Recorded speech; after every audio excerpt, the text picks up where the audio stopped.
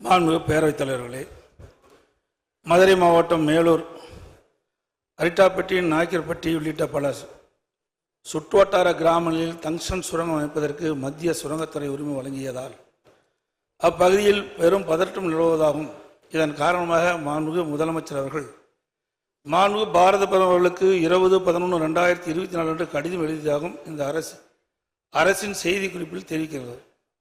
அக்கடிதத்தில் 3/10/2023 அன்று மாண்புமிகு நீர்வளத்துறை அமைச்சர் ஒரு கடிதம் எழுதியதாகவும் அதற்கு மத்திய அரசிடமிருந்து 2/11/2023 அன்று பதில் பெறப்பட்டுள்ளதாகவும் தெரிவித்து இவ்விரு கடிதங்களில் உள்ள முழு விவரங்களும் தெரிவிக்கப்படவில்லை.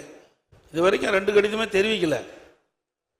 எங்களுக்கு கிடைத்த தகவலின்படி mines and minerals development and regulation act MMDR act சுரங்கம் மற்றும் கனிமங்கள் வளர்ச்சி மற்றும் ஒழுங்குமுறை 2023 ஆண்டு திருத்தச் சட்டம் 17/8/2023 முதல் அமலுக்கு வந்துள்ளதாக மத்திய அரசு அனைத்து மாநில அரசுகளுக்கும் 2023 ஆண்டு செப்டம்பர் மாதமே கடிதம் எழுதியுள்ளதாக தெரிகிறது. மேலும் மத்திய அரசு கொண்டு வந்துள்ள இந்த திருத்தச் சட்டத்தில் பிளாட்டினம், டங்ஸ்டன் போன்ற 20 அரிய வகை கனிமங்கள் கிரிட்டிக்கல் மினரல்ஸ் என்று அறிவித்து அவைகளில் ஏல முறைகளை மத்திய சுரங்கத்துறையே செயல்படுத்தும் என்றும் குறிப்பிட்டுள்ளதாக தெரிகிறது. இதன் மூலம் மத்திய அரசு அதிமுக்கிய கனிமங்கள் பட்டியலில் டங்ஸ்டன் கொண்டு வரப்பட்டுள்ளதாக கடந்த ஆண்டு செப்டம்பர் மாதம் எழுதிய கடிதத்தில் தெளிவாக குறிப்பிட்டிருப்பதாக தெரிய வருகிறது. அப்படி எண்ணில் 3/10/2023 அன்று மாண்புமிகு நீர்வளத்துறை அமைச்சர்கள் மத்திய சுரங்கத்துறைக்கு எழுதிய கடிதத்தில் இந்த அரசின் எதிர்ப்பை பதிவு செய்துள்ளார் என்பதை அறிய விரும்புகின்றேன். இந்த சட்ட திருத்தம் நாடாளுமன்றத்தில் கொண்டு வரப்படும் போது திராவிட முன்னேற்ற கழகத்தைச் சேர்ந்த எம்பிக்கள் மற்றும் அதன் கூட்டணி கட்சியைச் சேர்ந்த எம்பிக்கள் முழு அளவில் அழுத்தம் கொடுத்து அங்கேயே சட்ட திருத்தத்தை தடுத்து நிறுத்தியிருக்கலாம். அதை செய்ய இந்த அரசு தவறிவிட்டது. எப்பொழுது பார்த்தாலும் நாங்கள் அதிகமான நாடாளுமன்றங்களை கொண்டிருக்கின்றோம் என்று சொல்கிறீர்கள். தமிழ்நாடு மக்கள் பாதிக்கக்கூடிய எந்த ஒரு திட்டமும் மத்திய அரசால் நிறைவேற்றப்படுகின்ற பொழுது அதை தடுத்து நிறுத்துகின்ற நிலையிலே நம்முடைய நாடாளுமன்றத்தில் இருந்திருக்க வேண்டும். அந்த பணியை அவர்கள் செய்ய தவற விட்டு விட்டார். மாண்புமிகு நிதி அமைச்சர். மாண்புமிகு பேரவைத் தலைவர் அவர்களே, மத்திய அரசாங்கத்திலிருந்து இந்த திருத்த சட்ட முன்வடிவு மாநிலங்களுக்கு அனுப்பப்பட்டு கருத்து கேட்கிற போது அப்போதே நம்முடைய தமிழ்நாடு அரசு அதற்கான எதிர்ப்பை அவர்களுக்கு திட்டவட்டமாக நாங்கள் தெரிவித்திருக்கிறோம். இந்த இதை நாங்கள் ஒத்துக்கொள்ள முடியாது. காரணம், இது ஸ்டேட் அட்டானமிக்குள் நீங்கள் தலையிடுகிறீர்கள். ஒரு மாநில அரசுடைய ஒப்புதல் இல்லாமல் ஸ்ட்ராட்டஜிக் அண்ட் கிரிட்டிக்கல் மினரல்ஸ் என்கின்ற போர்வையிலே நீங்கள் ஒன்றிய அரசு நினைத்தால் எந்த இடத்திலும் போய் நீங்கள் இத்தகைய சுரங்க பணிகளை செய்து கொள்ளக்கூடிய அதிகாரத்தை நீங்கள் மேற்கொள்வதற்கு நிச்சயமாக தமிழ்நாடு ஒருபோதும் தன்னுடைய அனுமதியை வழங்காது என்று தமிழ்நாடு திட்டவட்டமாக தன்னுடைய எதிர்ப்பை அந்த சட்ட முன்வடிவிற்கு ஏற்கனவே தெரிவித்திருக்கிறது. இருந்த போதிலும் ஒன்றிய அரசு அங்கே நாடாளுமன்றத்தில் தனக்கு இருக்கக்கூடிய அறுதி பெரும்பான்மையினுடைய அடிப்படையில் அவர்கள் அந்த சட்டத்தை அன்றைக்கு நிறைவேற்றி வந்து அந்த சட்டத்தை அவர்கள் நிறைவேற்றிவிட்டு நமக்கு சொல்லியிருக்கிறார்களுடைய சட்ட முன்வடிவிலேயே மிக கடுமையான எதிர்ப்பை திராவிட முன்னேற்ற நம்முடைய மாண்புமிகு முதலமைச்சரான தலைமையில் இருக்கக்கூடிய அரசு ஏற்கனவே தெளிவாக தெரிவித்திருக்கு. பல சட்டங்கள் விவாதம் இல்லாமலே அங்க வந்திருக்கு. இது விவாதத்துக்கு வந்தாங்கிறதே பெரிய கேள்வி. எதிர்ப்பு தெரிவிச்சு சொல்றீங்களா மாண்பு பேரவைத் தலைவர் அவர்களே? இதே போல்தான் மாண்பு அம்மாவுடைய அரசு இருந்த பொழுது காவிரி நதிநீர் பிரச்சனை சம்பந்தமாக உச்ச நீதிமன்றம் அளித்த தீர்ப்பை அப்பொழுது இருந்த மத்திய அரசு நிறைவேற்ற காலதாமதம் செய்த காரணத்தினால் அதை நிறைவேற்ற வேண்டும் என்று அனைத்து இந்திய அண்ணா திராவிட முன்னேற்ற கழக நாடாளுமன்ற 37 பேர் தொடர்ந்து 22 நாட்கள் அவையை ஒத்திவைக்கின்ற ஒரு சூழலை உருவாக்கணும். அப்படி மாநில உரிமை பறிபோகின்ற பொழுது தேர்ந்தெடுக்கப்பட்ட நாடாளுமன்றங்கள் அங்க தகுந்த அழுத்தத்தை கொடுத்திருக்கணும். மெஜாரிட்டி நிறைவேற்றப்பட்டா நம்ம சந்திக்கிறோம்ல, பாதிக்கப்பட்டது தமிழ்நாடு மக்கள் தானே. அதை நிறைவேற்ற வேண்டிய கடமை உங்களிடத்தில் இருக்கின்றது. அதுக்குதான் நாடாளுமன்ற தமிழ்நாட்டு மக்கள் தேர்ந்தெடுத்து அனுப்பிச்சு வச்சிருக்கிறாங்க. சட்டம் நிறைவேற்றப்பட்டு விட்டது. அந்த சட்டத்தின் அடிப்படையில் அவர்கள் அந்த சுரங்க ஏலத்தை நடத்துகின்றார்கள். மாண்புமிகு முதலமைச்சர் அவர்கள் 20/11/2022 பாரத பிரதமருக்கு எழுதிய கடிதத்தில் இந்துஸ்தான் ஜிங்க் லிமிடெட் நிறுவனத்திற்கு வழங்கப்பட்ட டங்ஸ்டன் சுரங்க உரிமையை உடனடியாக ரத்து செய்துவிடவும் சம்பந்தப்பட்ட மாநில அரசின் அனுமதியின்றி சுரங்க உரிமை இலக்கத்தை மேற்கொள்ளக்கூடாது என்றும் வலியுறுத்தியுள்ளதாக அரசு செய்தி வெளியீட்டில் தெரிவிக்கப்பட்டுள்ளது. மேலும் அந்த செய்தி குறிப்பிலேயே மாண்புமிகு நீர்வளத்துறை அமைச்சர்கள் கடந்த ஆண்டு அக்டோபர் 3ஆம் தேதி 3/10/2023 மத்திய அரசுக்கு கடிதம் ஒன்றை எழுதியிருந்ததாகவும் அந்த கடிதத்திற்கு உடனடியாக 2/11/2023 என்று பதிலளித்த மத்திய சுரங்கத்துறை மாநில அரசின் கோரிக்கையை நிராகரித்ததாகவும் தெரிய வருகிறது. மத்திய நீர்வளத்துறை அமைச்சர் 3/10/2023 கடிதமும் அதற்கு மத்திய சுரங்கத்துறை அமைச்சர் 2/11/2023 பதில் கடிதங்கள் வழங்கப்பட்டதில் அதன் முழு உரம் இதுவரைக்கும் தெரிவிக்கல, தனி தீர்மானத்தில் நீங்க கொண்டு வரல. மேலும் மத்திய அரசு இந்த ஆண்டு 2024 பிப்ரவரி டங்ஸ்டன் சுரங்கத்திற்கு ஒப்பந்தப்பள்ளி வெளியிட்ட பொழுது இந்துஸ்தான் ஜிங்க் லிமிடெட் நிறுவனம் டங்ஸ்டன் சுரங்க உரிமையை இறுதி செய்யப்படும் வரை, அதாவது 7/11/2024 வரை சுமார் 10 மாதங்கள் இந்த அரசு அமைதியாக இருந்துள்ளது. ஏன்னா 10 மாத காலம் இடைவெளி இருக்குது. அப்பொழுதாவது தங்களுடைய எதிர்ப்பை தெரிவிச்சிருக்கலாம், அது வரைக்கும் தெரிவிக்கவில்லை. ஒப்பந்த புள்ளி கோருவதை கைவிடுங்கள் என்று மாநில அரசு மத்திய அரசை கோரவில்லை என்று மத்திய சுரங்கத்துறை தனது எக்ஸ் பக்கத்தில் தெளிவாக குறிப்பிட்டிருக்கின்றது. ஆகவே மாநில அரசு உரிய நேரத்தில் மத்திய அரசுக்கு தங்களுடைய கருத்துக்களை தெரிவிக்காத காரணத்தினால் இப்படிப்பட்ட நிலைமைக்கு நாம் தள்ளப்பட்டிருக்கின்றோம். 3/10/2023 அதாவது கடந்த ஓராண்டிற்கு முன்பே மத்திய அரசு மாநில அரசு கடிதம் எழுதியதாகும். மாநில அரசின் கோரிக்கையை மத்திய சுரங்கத்துறை நிராகரித்ததும் உள்ள செய்திகள் மதுரை மாவட்ட மக்களுடைய கவனத்திற்கு சென்றவுடன் அப்பகுதி மக்கள் ஆர்ப்பாட்டத்திலும் போராட்டத்திலும் இறங்கியதன் விளைவாகத்தான் மத்திய சுரங்க அமைச்சம் டங்ஸ்டன் சுரங்கம் அமைப்பதற்கு ஒப்பந்த புள்ளி கோரி ஏலம் இறுதி செய்யப்பட்டு டங்ஸ்டன் சுரங்க உரிமை வழங்கும் வரை அமைதியாக இருந்தது இந்த அரசு. திமுக ஆட்சி அமைந்த பிறகு நிறைய இருக்குது, சுருக்கமா நான் சொல்லிடுறேன். கனிம வளத்தை வியாபார நோக்கில் ஊக்குவிக்கும் வகையில் இந்த அரசே 2024-25ஆம் ஆண்டு இயற்கை வளங்கள் துறை கொள்கை விளக்க குறிப்பில் பக்க எண் 17 மதுரை மாவட்டத்தில் டங்ஸ்டன் அதிக அளவில் உள்ளதாக தெரிவிக்கப்பட்டிருக்கின்றது. மதுரை, மேலூர், அரிட்டாப்பட்டி, நாய்க்கர்பட்டி உள்ளிட்ட பல சுற்றுவட்டார கிராமங்களில் டங்ஸ்டன் சுரங்கம் அமைந்தால் தங்கள் வாழ்வாதாரம் பாதிக்கப்படும் என்பதை உணர்ந்து பல்லாயிரக்கணக்கான மக்கள் விழித்துக் கொண்டு அவர்கள் சாலை மறியல் போராட்டம், ஆர்ப்பாட்டம், போராட்டம் பட்டியலில் ஈடுபட்டவுடன் இந்த அரசு வேறு வழியின்றி முதலமைச்சர் அவர்கள் பாரத பிரதமருக்கு கடிதம் எழுதியுள்ளதாக தெரிகிறது. மேலும் டங்ஸ்டன் சுரங்கம் அமைக்கப்பட்டால் மேலூரை சுற்றியுள்ள கிராமங்களை கவட்டையம்பட்டி, எட்டிமங்கலம், வல்லாளப்பட்டி, அரிட்டாப்பட்டி, கிடாரிப்பட்டி மற்றும் நரசிங்கப்பட்டி ஆகிய கிராமங்கள் பாதிப்புள்ளாகும் என்றும்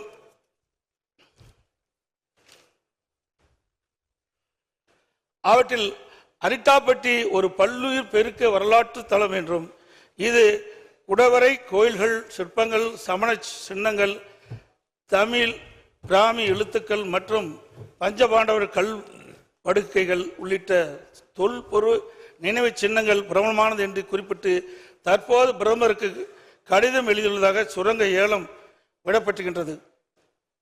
குறிப்பிட்டு தற்போது பிரதமருக்கு கடிதம் எழுதியுள்ளதை சுரங்க ஏலம் விட்டிருப்பதற்கு இந்த ஆண்டு பிப்ரவரி மாதமே எழுதியிருக்கலாம். இதை இப்போ எழுதியிருக்க பதிலாக ஆரம்ப காலகட்டத்திலே இந்த சுரங்கம் அமைப்பதற்கு ஒப்பந்தப்பள்ளி கோருகின்ற போதே இந்த விவரத்தை மத்திய அரசுக்கு எழுதப்பட்டிருந்தால் இந்த ஏலத்தை தடுத்து நிறுத்தியிருக்கலாம். இந்த டங்ஸ்டன் சுரங்கத்தால் பாதிக்கப்படக்கூடிய வேலூரை சுற்றியுள்ள சுமார் 25 கிராமங்கள் நவம்பர் மாதம் நடைபெற்ற கிராம சபை கூட்டத்தில் டங்ஸ்டன் சுரங்கம் அமைப்பதற்கு எதிர்ப்பு தெரிவித்து தீர்மானம் நிறைவேற்றப்பட்டுள்ளதையும் இந்த மாவட்ட ஒரு கருத்தை கேட்டுடுங்க.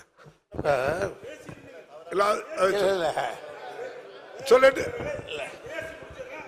இல்ல அவை ஒரு கருத்தை கேட்டு இருங்க. உங்களுக்கு பேச வாய்ப்பு தரல.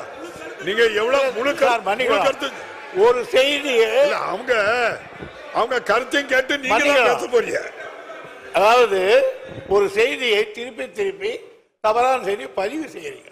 அவர் என்ன கேட்கிறாருன்னு கேட்டா, நீங்க கடிதம் எழுதுறீங்க, அந்த கடிதத்தில் என்ன இருக்குன்னு சொல்லல, அவங்க என்ன சொல்றாங்க அது தெரியல, இது தெரியலன்னா நீங்களும் ஒரு முதலமைச்சர் இருந்தவர். இந்த மாதிரி ஒரு தீர்மானத்தை கொண்டு வரும்போது அந்த டாக்குமெண்ட்ஸ் பூரா அந்த தீர்மானத்தில் வராது. உங்களுக்கு அது தேவை என்றால் நீங்க வேற தனி தீர்மானம் போட்டோ அல்ல அப்படி கேட்கலாம். ஆக இதில் என்ன சொல்லுவாங்க தீர்மானத்தில்னா மைய கருத்தை தான் சொல்லுவாங்க. அவர் சொல்றாரு இங்க வந்துட்டு நீங்க வைக்கல போடல அப்படின்றாரு. இந்த ஏலம் விடும் அதிகாரத்தை அவங்க ஒரு minor and mineral development regulation act, அதான் MMDR சொல்லுவாங்க. அந்த ஆக்ட்ல ஒரு திருத்தத்தை அவங்களே பண்ணிட்டாங்க. யாரையும் கேட்கல. திருத்தத்தை பண்ணிட்டு என்ன செய்தாங்கன்னா அந்த கனிமத்தை அந்த டங்ஸ்டனை ஏலம் விடுகிற அதிகாரம் அது என்ன சொல்றாங்க அந்த திருத்திட்டு நமக்கு சொல்றாங்க ஏலம் விடுகிற அதிகாரம் ஒன்றிய அரசுக்கு மட்டுமே உண்டு. இதை விட கேவலம் எல்லாருக்கும் சொல்றாங்க ஒன்றிய அரசால் தேர்வு செய்யப்படும் ஏலதாருக்கு சுரங்க குத்தகை வழங்கும் அதிகாரம் மட்டுமே மாநிலத்துக்கு உண்டு. ஆக ஆண்டான் அடிமை இது சுயமரியாதைக்கு கூட்டப்பட்ட சவால். இது கனிம வளம் மட்டும் போல நம்முடைய மானமே இதுல போச்சு. ஆக நான் ஏலம் விட்டுடுவேன். ஏலம் விட்டவனுக்கு இந்துஸ்தான் டைம்ஸ் சொல்லுவேன், அவனுக்கு நீ மரியாதையா அவனுக்கு கொடுன்னு சொன்னா இவங்க என்ன எஜமானா மத்திய சர்க்கார் மாநில சர்க்கார் ஏவல் அவனுக்கு கை கட்டி நிக்க வேலைக்காரனா அந்த அதிகாரத்தோடு போட்டிருக்காங்க சட்டத்தை. இந்த சட்டம் தெரிவிச்ச உடனே நான் 3/10/2003 ஒன்றிய சுரங்க அமைச்சருக்கு உடனே கடிதம் எழுதினேன். விவரமா எழுதினீங்களா கேட்கறீங்களா? விவரமா நில உரிமைகள் மாநில அரசின் கட்டுப்பாட்டில் உள்ளதால் we are owner of this land. மேற்படி சட்ட திருத்தம் மாநில அரசின் உரிமைகளை பறிப்பது போல் ஆகிறது. இதை விட என்ன சொல்றது? எனவே முக்கியத்துவம் மற்றும் அதிமுக்கியத்துவம் வாய்ந்த கனிமங்களை கிரிட்டிக்கல் அண்ட் ஸ்ட்ராட்டஜிக் மினரல்ஸ் சுரங்க குத்தகை அனுமதி வழங்கும் அதிகாரத்தை மாநில அரசுக்கே அளிக்கும்படி கேட்டுக்கொள்கிறேன். இதுக்கு மேல என்ன சொல்றது? ஒரு மரியாதைக்காக தான் மரியாதை சொல்ல முடியும். அடுத்து நீங்க சொல்றீங்க என்ன செய்யறீங்கன்னு. இதெல்லாம் நடந்ததுக்கு அப்புறம் அவங்க அதே திருப்பி சொன்னதுக்கு அப்புறம் அவங்க என்ன சொல்றாங்க? எங்களுக்கு தான் அதிகாரம் உண்டு, நீங்க எல்லாம் எங்களுக்கு ஒத்துழைங்க அப்படின்னு கேட்டு விட்டுட்டாங்க. உடனே அதுக்காக ஒரு இந்த இவருக்காக மற்ற குத்தகை பார்க்கறோம் நிலைமை இப்படி இருக்கும்போது சுற்றுச்சூழல் பாதுகாப்பு இயக்கம் இன்னொன்று பார்க்கணும். நாம சொல்றது தப்பா ரைட்டான்னு மினரல் எக்ஸ்ப்ளோரேஷன் கார்பரேஷன் லிமிடெட் அவங்க நம்மளை கேட்டாங்க என்ன பாதிப்புன்னு. புள்ளி விவரங்களை தெரிவிக்கும். இந்த பகுதியில் அரிட்டாப்பட்டி கிராமத்தில் 0.04 ஹெக்டர் நிலமும் மீனாட்சிபுரம் கிராமத்தில் 53.58 ஹெக்டர் நிலமும் பல்லுயிர் தளமாக வரையறுக்கப்பட்டுள்ள என்ற விவரத்தை புள்ளியியல் மற்றும் சுரங்கத்துறை ஆணையாளர் அவர்களுக்கு நாங்கள் ஆணையாளர்களுக்கு இவங்களுக்கு யாருக்கு மினரல் எக்ஸ்போர்ட்கள் அளித்தோம். ஏங்க நம்ம சொல்ல தப்பான்னு கேட்டாங்க. அதை கேட்கப்பட்ட பிறகு அதுக்கு அது கூட தள்ளிட்டு அவங்க நாய்க்கம்பட்டியில 24/2/62 ஒன்றியத்தில் ஏலம் விட்டுட்டாங்க. விட்டுட்டு சொல்றாங்க இந்துஸ்தான் நிறுவனத்துக்கு தகுதியான ஏலமாக கருதி இருக்கிறோம், அரசு அறிவிச்சிருச்சு. சுற்றுச்சூழல் பாதுகாப்பில் நம்ம கொடுன்னு கேட்டாங்க. அந்த நேரத்தில் தான் அந்த தமிழ்நாடு சுற்றுச்சூழல் பாதுகாப்பு இயக்க உறுப்பினரான சார் முகிலன் அவர்கள் சில நாய்க்கன்பட்டி பகுதியில் டங்ஸ்டன் கனிம உரிமத்தை வழங்குவதை எதிர்த்து அதுக்கு மேலே கொண்டு போய் ஒரு தீர்மானத்தை அவர் கூட கொடுத்தாரு. இவ்வளவு நடந்து முடியல. அப்பவும் கேட்கலன்றதுக்கு அப்புறம் தான் நம்முடைய முதலமைச்சர்கள் பிரதமருக்கே ஒரு கடிதத்தை அற்புதமாக எழுதினார். இதாவது எப்படி டங்ஸ்டன் சுரங்கத்தை கைவிடவே ஒன்றிய சுரங்க அமைச்சருக்கு அறிவுறுத்துமாறு அந்த அமைச்சருக்கு எழுதினேன். தலைவர் என்ன எழுதுகிறார்?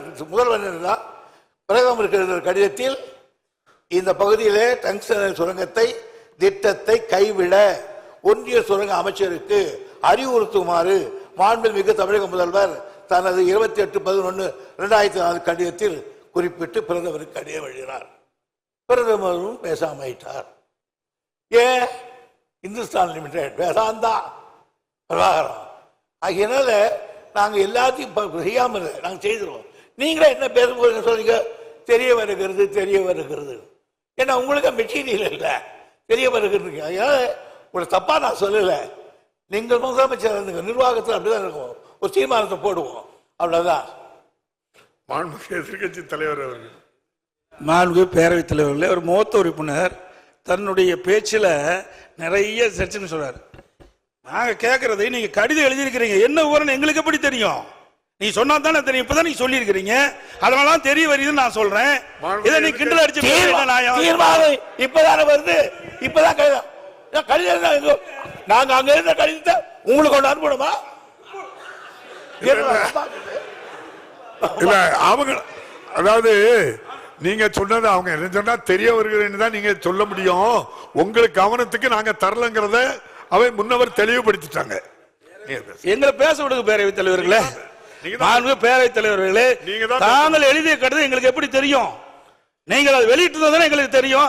அதான் தெரிய வருகிறது நான் சொல்றேன். தெரிய வர சொல்ல மாட்டேன் விளக்கம் நீங்க சொல்லி இருக்கிறீங்க. அதைத்தான் அவங்க பதிவு பண்ணாங்க. நீங்க இப்படித்தான் எழுத முடியும்னு சொன்னாங்க.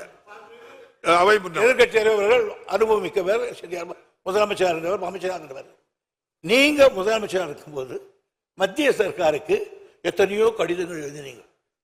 அதுல ஒன்னாவது எங்களுக்கு கொடுத்துருக்கீங்களா? இன்னைக்கு சார் அரசு சார் ஒரு அரசு இன்னொரு அரசு கருது, சீஃப் மினிஸ்டர் பிரைம் மினிஸ்டர் கருதுறார், அது உங்களுக்கு அனுப்பணுமா? என்ன சார் நியாயமா இருக்கு? நீங்க ஒண்ணு கேட்கற சார், இது ஆதரிக்கிறீங்களா எதிர்க்கிறீங்களா சொல்லி விடுங்க சார், சொல்லலாம்.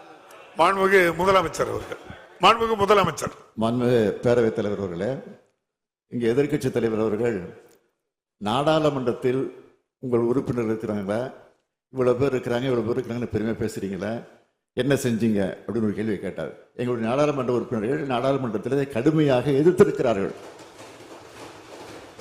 நான் கூட எதிர்க்கட்சி தலைவர் ஒரு ஆதாரமாக பேச மாட்டார் என்று கூட அமைதியாக இருந்தார்.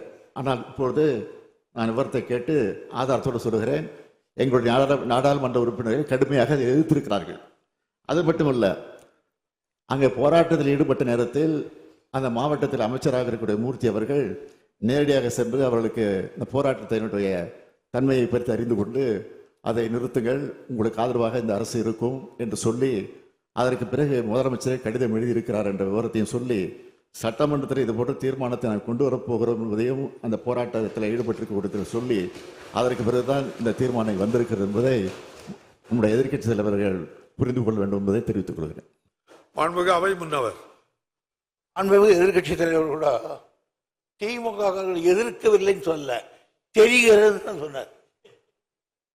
எதிர்க்கவில்லை என்று தெரிகிறது, அதே சொல்றீங்களா சார் நீங்களா சார்? மாண்புமிகு எதிர்க்கட்சி தலைவர், மாண்புமிகு பேரவைத் தலைவர்களே, நீங்க கடிதம் எழுதியிருக்கிறீங்க, அதுல என்ன வாசனை எங்களுக்கு என்ன தெரியும், என்ன விவரம் தெரியும், அதனாலதான் தெரிய வருகிறேன்னு சொல்றேன். ஆகவே ஒரு பொருள் தெரிஞ்சாதானே சொல்ல முடியும். நீங்க கடிதம் மத்திய அரசுக்கு எழுதியிருக்கிறீங்க, என்ன விவரம் எழுதிருக்குன்னு எங்களுக்கு எப்படி தெரியும்? அதே மத்திய அரசு உங்களுக்கு பதில் கடிதம் கொடுத்திருக்காங்க, அதுல என்ன விவரம் தெரியும்? இப்ப பிரச்சனை வரங்காட்டி நீங்க பேசுறீங்க, அந்த பிரச்சனை எங்களுக்கு ஆழம் தெரிஞ்சிருக்க வேணும்ல எதிர்க்கட்சிக்கு, அதை நீ வெளிப்படுத்தலையே. நிறைய கடிதங்கிறது இது முக்கியமான பிரச்சனை, மக்களுடைய பிரச்சனை, மக்கள் வாழ்வாதார பிரச்சனை, மக்கள் பாதிக்கப்படுகின்ற பிரச்சனை. அப்படி பிரச்சனை வருகின்ற பொழுது நீங்க தனி தீர்மானம் கொண்டு வருகின்ற பொழுது அந்த விவரம் எதிர்க்கட்சிக்கு தெரிய வேணும்ல, மக்களுக்கு தெரிவிக்கப்பட வேணும்ல. நீங்க தனி தீர்மானம் கொண்டு வந்து நிறைவேற்றணும், ஆமாம் போட்டு நாங்க போகணும், எதையுமே சொல்லக்கூடாது, எதையும் விளக்க கேட்க கூடாது. என்னங்க நியாயம்? அவை முன்னவர் உட்காருங்க, இல்ல கோபப்படாதீங்க சார். நான் எழுதிய கடிதத்தில் என்னென்ன தெரிவித்தேன் என்று அதை சொன்னேன். மாண்புமிகு முதலமைச்சர் எழுதிய கடிதத்தில் இந்த டங்ஸ்டன் அந்த இன்சான் கொடுக்க கூடாது என்று அந்த அமைச்சருக்கு அறிவுறுத்துங்கள் என்று அவர் கடிதம் எழுதினார் பிரதமருக்கு. அந்த கடிதத்துக்கு 2 சரத்தையும் கூட்ட சொல்லிட்டேன். நீ இதுக்கு மேல என்ன வேணும்? அது காப்பி வேணுமா? மாண்புமிகு எதிர்க்கட்சி தலைவர், மாண்புமிகு பேரவைத் தலைவர்களே, இது ஒரு முக்கியமான பிரச்சனை, அங்க இருக்கிற மக்களுடைய வாழ்வாதார பிரச்சனை. அதை தான் நான் முன்னிறுத்தி நான் பேசிக்கிட்டு இருக்கிறேன். அதாவது பிப்ரவரி மாசமே ஒப்பந்த புள்ளி கோரப்பட்டு விட்டது. 10 மாசம் என்ன பண்ணீங்க? அரசாங்கம் தான் நடத்திக்கிட்டு இருக்கிறீங்க. அப்படி அரசாங்கம் நடத்திக்கிட்ட பொழுது மக்களுடைய பிரச்சனை வருகின்ற பொழுது அதை தட்டி மத்திய அரசு கேட்க வேணும்ல. நீங்க எந்த வித கடிதமே எழுதவில்லையே மத்திய அரசுக்கு. இந்த சுரங்கத்தை தடுத்து நிறுத்த வேண்டும் என்று எந்த கடிதமும் மத்திய அரசுக்கு எழுதவில்லை என்று எக்ஸ் வலைதளத்தில் மத்திய சுரங்கத்துறை அமைச்சர் வெளியிட்டு இருக்கிறாங்க. அதுக்கு என்ன பதில் கொடுக்க போறீங்க? உங்களுடைய எதிர்ப்பு தெரிவிக்கலையே. தெரிவிச்சிருந்தா இந்த பிரச்சனை வந்திருக்காது. நாங்க தடுத்து நிறுத்தணும் அவர் சொல்றாரு. பேரவைத் தலைவர் அவர்களே, இவ்வளவு வேகமாக பேசிவிடுகிற காரணத்தால் இதை சாதித்து விட்டோம் என்று நீங்கள் நினைத்து விட வேண்டாம். நிச்சயமாக சொல்கிறேன், உறுதியாக சொல்கிறேன். நாங்கள் அவ்வப்போது தொடர்ந்து கடிதம் எழுதியிருக்கிறோம், தொடர்ந்து போராட்டங்கள் நடத்தி கொண்டிருக்கிறோம். எங்களுடைய கண்டன குரலை நாடாளுமன்றத்திலே பதிவு செய்திருக்கிறோம். அது மட்டுமல்ல, போராட்ட கலவரத்தில் ஈடுபட்டிருக்க போய் கூட நம்முடைய அமைச்சர் பேசுகிற போது இது போன்ற ஒரு தீர்மானம் அவையிலே சட்டமன்றம் கூடுகிற நேரத்தில் கொண்டு வருவோம் என்று சொல்லிதான் தெளிவுபடுத்தி இருக்கிறோம். கடிதத்தை எழுதுகிற போது அவ்வப்போது செய்தி வெளியிடுகிற தலைப்பில் பிரதமருக்கு முதலமைச்சர் இந்த சம்பந்தமாக கடிதம் எழுதியிருக்கிறார் என்ற செய்தி வெள்ளம் விவரம் வந்திருக்கிறது. ஒரு தெரியவில்லை சொன்னால் என்ன புரியவில்லை என்று. மாண்புமிகு எதிர்க்கட்சி தலைவர், மாண்புமிகு பேரவைத் தலைவர்களே, மாண்பு முதலமைச்சர் நான் சொன்ன கருத்தை தவறாக புரிந்துவிட்டார். மாண்புமிகு நீர்வளத்துறை அமைச்சர் மத்திய சுரங்கத்துறை அமைச்சருக்கு எழுதிய கடிதம், மத்திய சுரங்கத்துறை அமைச்சர் நீர்வளத்துறை அமைச்சருக்கு எழுதிய கடிதத்தை தான் குறிப்பிட்டேன். இந்த 2 கடிதம் வெளியில் சொல்றான். மாண்பு பாரத பிரதமருக்கு மாண்பு முதலமைச்சர் எழுதிய கடிதத்தில் நீங்கள் இந்த சுரங்க ஏலத்தை ரத்து செய்யணும்னு கேட்டுக்கிறீங்க. அந்த இது சுரங்கத்துறை அமைச்சருக்கு போய் சுரங்கத்துறை எக்ஸ் வலைதளத்தில் சொல்லியிருக்கிறாங்க. என்ன, நாங்க ஏலம் விடுவதற்கு ஒப்பந்த புள்ளி கோரணும். அப்ப இருந்து 10 மாசம் இருந்தது. ஏன் இதை தடுத்து நிறுத்துவதற்கு நீங்கள் எந்தவித தகவலும் மத்திய அரசு கொடுக்கவில்லை. எக்ஸ் வலைதளத்தில் வெளியிட்டிருக்கிறாங்க. முதலமைச்சர் எழுதிய கடிதத்திற்கு மத்திய சுரங்கத்துறை அமைச்சகம் பதில் கொடுத்திருக்குது. அதுக்கு தான் நான் கேட்கிறேன், 10 மாத காலம் நீங்க என்ன செஞ்சீங்க? அப்பவே செஞ்சிருந்தா இதை நான் பேசிடுறேங்க. இதை அப்பொழுதே இதற்கு உரிய அப்புறம் நீங்க பதில் எழுதலன்னு கேட்டிருக்கீங்க. இதை அப்பொழுதே தடுத்து நிறுத்திருக்கலாம். அதைத்தான் நான் சொல்ல வரேன். நீங்க 10 மாத காலமாக இந்த அறிவிப்பு வெளிவந்த ஒப்பந்தம் வெளியிட்ட பிறகு டங்ஸ்டன் சுரங்கம் அமைப்பதற்கு ஒப்பந்தமுறை கோரப்பட்டு 10 மாத காலமாக நீங்கள் எங்களுக்கு எந்த தகவலும் கொடுக்கப்படவில்லை அப்படி என்று எக்ஸ் முதலமைச்சர் எழுதிய கடிதத்திற்கு எக்ஸ் வலைதளத்தில் மத்திய சுரங்கத்துறை அமைச்சகம் கொடுத்திருக்குது. அதுதான் நான் கேட்கிறேன். அவை முன்னவர் சொல்லுங்க. நீங்க நீர்வளத்துறை அமைச்சர் எழுதினார், முதலமைச்சர் எழுதினார். அவங்க என்ன கடிதம் எழுதுனாங்க அப்படின்னு கேட்கிறாரு. எழுதுனாங்க. எனக்கு இப்படின்னு தெரிஞ்சிருந்தா அந்த போஸ்ட் ஹவுஸ் முத்திரையோட கொண்டு வந்துருப்பேன்.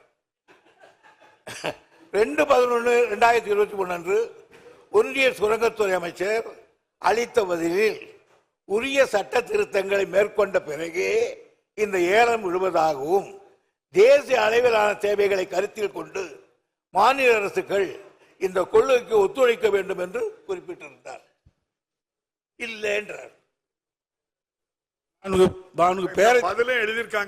பேரத்தில் அதான் நான் குறிப்பிட்டேங்க. இங்க பேசி பிரயோஜனம் இல்ல, நாடாளுமன்றத்தில் பேச வேணும். நாடாளுமன்றத்தில் கனிம வள திட்டத்தை முதலமைச்சர் நாடாளுமன்றம் கூடி கலந்துட்டு தான் இருக்க தவிர அங்கே தொடர் கூட்டம் நடந்ததாக செய்தி வரல இது வரைக்கும் நமக்கு. ஆனால் கிடைக்க நேரத்தெல்லாம் பயன்படுத்தி அதை எதிர்ப்பு தெரிவிச்சிருக்கிறோம். நாடாளுமன்றம் கூடுகிறது, அதற்கு பிறகு அங்கே அவையை ஒத்தி வைக்கப்படக்கூடிய சூழ்நிலை நடந்துகிட்டு இருக்க தவிர தொடர்ந்து நடந்துகிட்டு இல்லை. இது எதிர்க்கட்சி தலைவர் அவர்கள் பத்திரிகையிலையும் படிச்சிருப்பார் நினைக்கிறேன். திடீர்னு ஒரு நாள் ஒரு 100 பில்லை பாஸ் பண்ணி விட்டுருந்தாங்க நாடாளுமன்றத்தில். மாண்பு பேரவையில் 2023ஆம் ஆண்டு நாடாளுமன்றத்திலே கனிம திருத்த சட்டத்தை கொண்டு வந்து 2023ஆம் ஆண்டு இப்ப இல்ல. மாண்புமிகு பேரவைத் தலைவர்களே, அப்போது எதிர்ப்பு தெரிவிச்சிருக்கிறோம். எதிர்ப்பு தெரிவிக்கல தவறான தகவலை இங்க பதிவு பண்ணிக்கிட்டீங்க. அதை நான் அதுக்கு தெளிவுபடுத்திட்டேன். எதிர்ப்பு தெரிவிச்சிருக்கோம், திமுக சார்பில் அங்கே எதிர்ப்பு தெரிவிச்சிருக்கிறோம். சரி, மாண்பு பேரவைத் தலைவர்களே, மாநிலத்தினுடைய உரிமை பறிபோகின்ற பொழுது அதற்கு ஏற்றவாறு நாடாளுமன்றத்திலே நம்ம நாடாளுமன்றம் அழுத்தம் கொடுத்திருக்கணும்.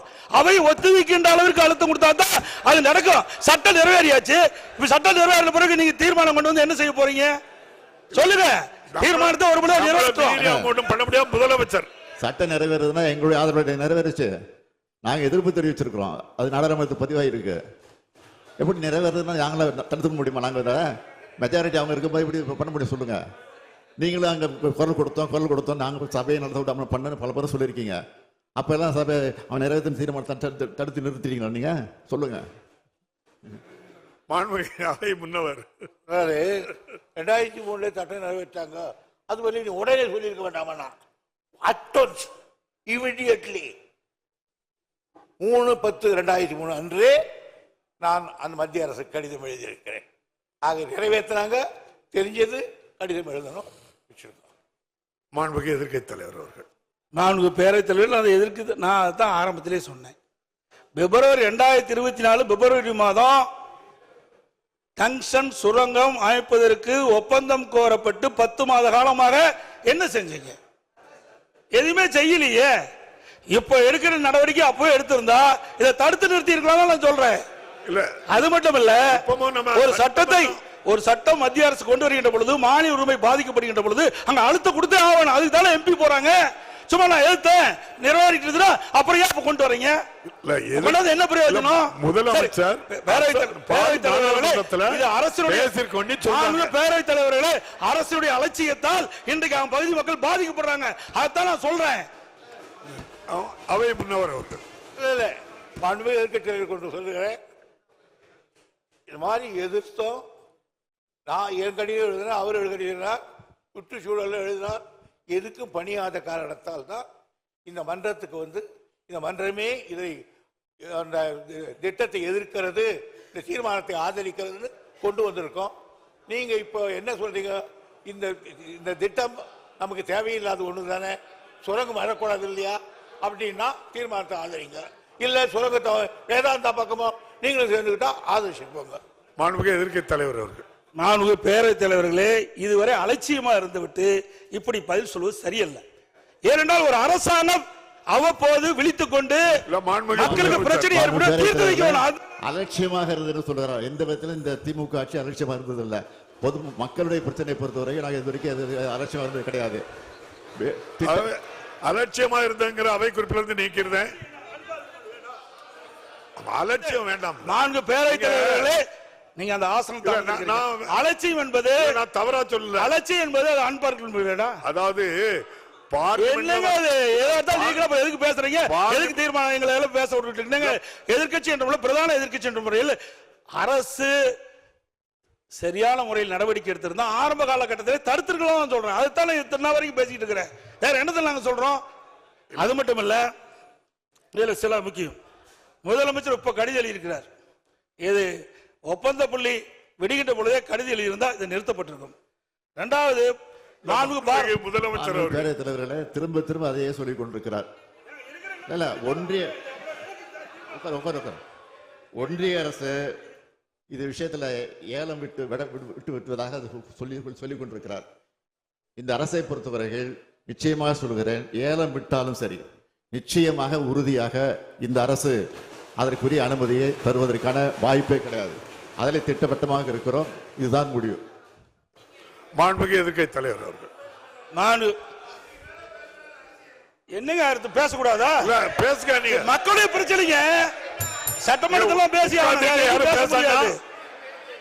தயவுசெய்து அமைதியா இருங்க, உட்கார்ந்துட்டு பேசண்டா. நீங்க மாண்புமிகு பேரவைத் தலைவர்களே, நான் அவையுடைய கவனத்திற்கு கொண்டு வருவது, இதையெல்லாம் முன்கூட்டியே நடவடிக்கை மேற்கொண்டிருந்தால் இவ்வளவு பிரச்சனை வந்திருக்காது.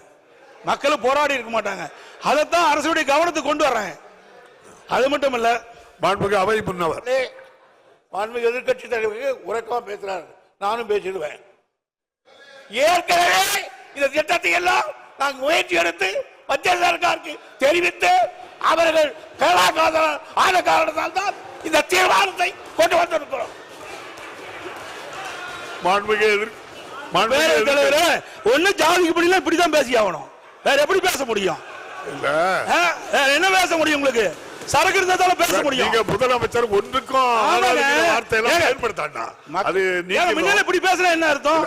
நீங்க சரியான முறையில் என்ன சட்டமன்றம் தானே, ஒரு மூத்த உறுப்பினர் மற்றவருக்கு வழிகாட்டியா இருக்கணும். அதை விட்டுட்டு என்ன இதுக்கெல்லாம் பயப்பட மாட்டேங்க.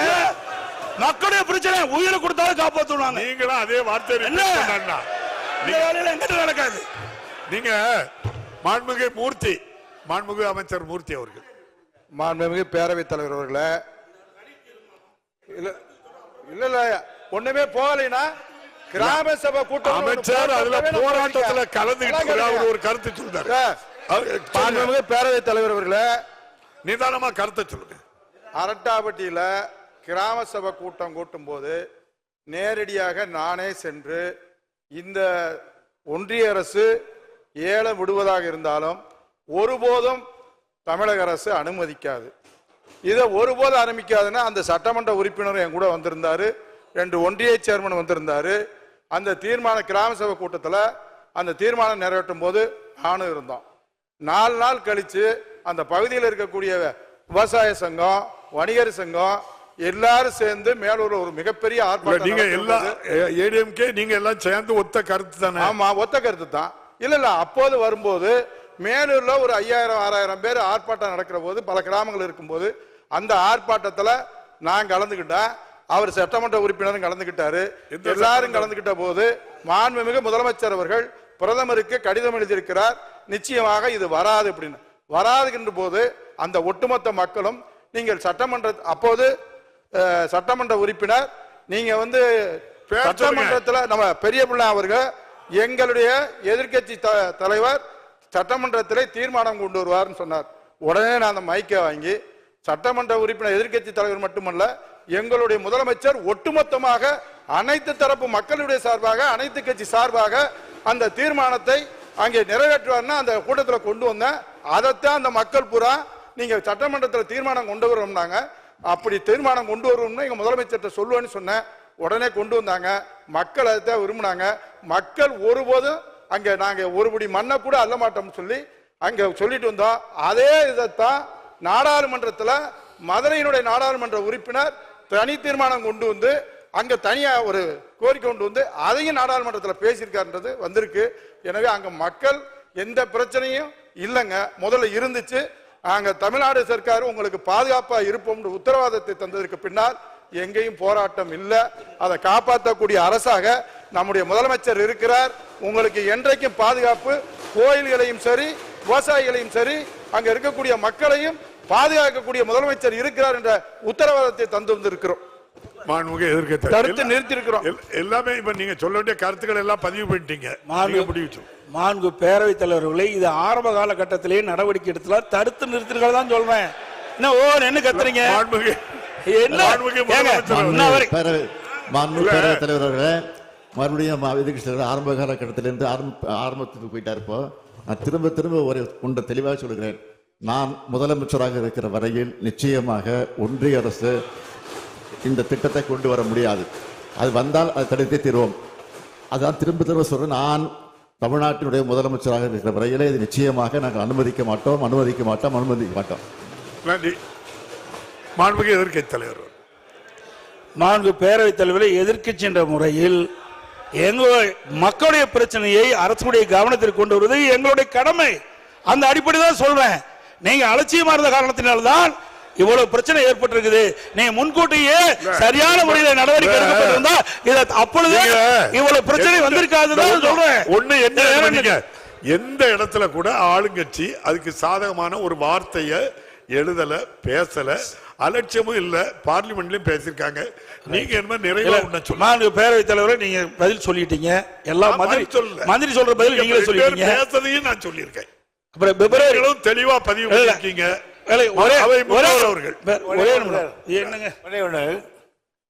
மாண்புமிகு முதலமைச்சர் இந்த மாபெரும் சபையில் 3 தரம் நான் முதலமைச்சராக இருக்கிற வரையில் மத்திய சர்க்காரே அதை கொண்டு வருகிறது என்று சொன்னாலும் சரி, அதை நான் இங்கு நடத்தப்பட மாட்டேன் என்று பிரகடனப்படுத்தி இருக்கிறார்.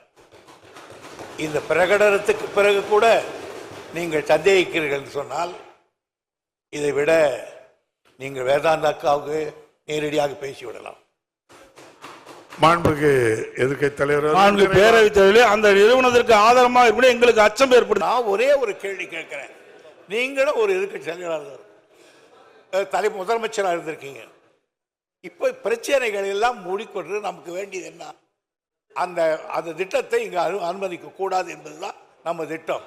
அதற்கு முதலமைச்சர் உங்களையும் சேர்த்துதான் நான் இருக்கிற வரையில் அதை வரவிட மாட்டேன் என்று ஒரு தரத்துக்கு 3 தரம் பிரகடனம் செய்கிற பொழுது நீங்கள் என்ன செய்திருக்க வேண்டும்?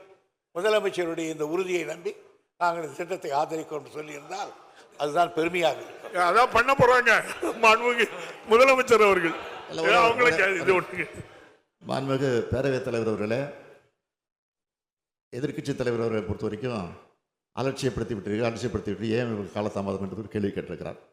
அவர்கள் பார்வையில் அது அப்படியே இருக்கலாம், அலட்சியமாக கூட இருக்கலாம், அல்லது நாங்கள் தவறிவிட்டோம் என்று கூட இருக்கலாம்.